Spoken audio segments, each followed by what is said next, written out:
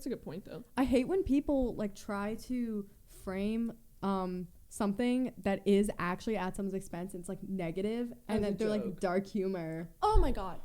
For the like that's love not of dark God, humor. You know how I feel about that. Yo, Yeah. I feel a strong way about this too. How I when feel people about just that. say, I think I've said this We before. talked about yeah, it a little when bit. people are just like dark humor, but no, you're just being an asshole. You're not funny. You're not funny. The whole point of dark humor is people making jokes to either cope or at their own expense. You can't make dark humor jokes if it's not something you've been through or it's not something that you have experienced, because then you're just an asshole. Literally, dark humor is just people who make like racist jokes and are like, oh my god, dark humor. No, you're just a dick. I think a big part of it is mean. the way it's crafted as the art form itself and the timing of it. Right.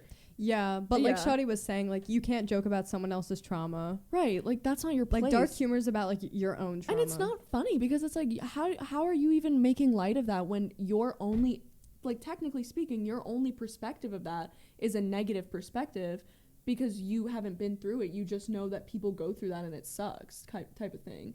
Like people are allowed to make that's more generalized, but especially with racial jokes and stuff like that. And that was like a trend with stand-up comedians too, is they'd make these like really racially charged jokes, and it was kind of like a subgenre of like stand-up comedy. And I was like, you can't do that if it's not your race that you're making fun of, or it's not your experience as that person that is that race. I don't know, it's not. Dude, really, I got like so many race jokes growing up. Oh my god, me too. So many you're the bomb jokes. It's the bomb. Oh my really gosh. Yeah, dude, like I got so jokes. many. Like, oh my god, it's so funny. And I remember thinking that it was just like normal. No, me too. I actually I was on a podcast from one of my high school teachers. I was on an episode of his podcast about growing up in our school system and stuff, like as a ethnic student or whatever.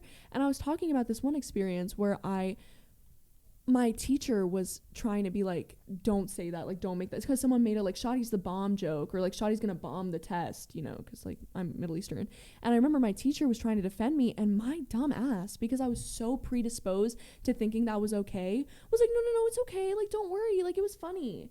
Like that's the type of thing, and that's like what we were talking about on that podcast, is like that's like a generational type of trauma, especially for people who are not white or children of like immigrants and stuff like that, is they think that those types of things are okay because that's what they've known all their lives. And it's also, you don't ever want to be the kid who's like, oh my god, like why would you say that, when it's like you could, like, especially, and that's not even just for race jokes, like for any type of joke, especially when you're a kid, if you're like outside of the norm, you never want to be the one to be like, that's not funny, don't joke about me like that. I think like in general too, like related to any offensive jokes, a lot of time, even if people are offended, they're just gonna try to laugh it off so it'll pass, and like to avoid conflict, you know what I mean? Exactly. Like the amount of times I've heard offensive jokes, like even if it doesn't apply to me or something I've experienced, like, but I hear them talking about someone else or like another race or anything, it's like a lot of the time it's like well, like it's over now. Exactly. Like, and it's like nobody wants to be that person, which sucks because of the like societal pressure,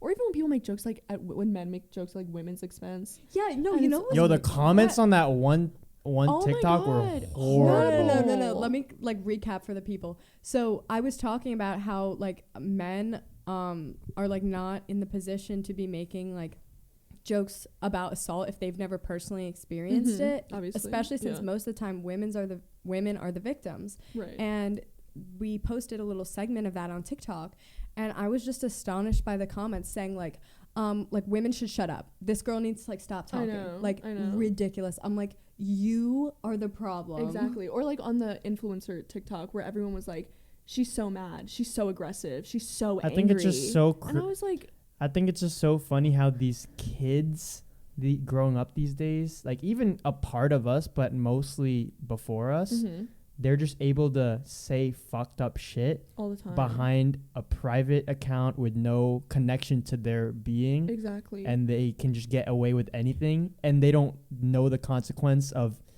what they're saying and how it affects people.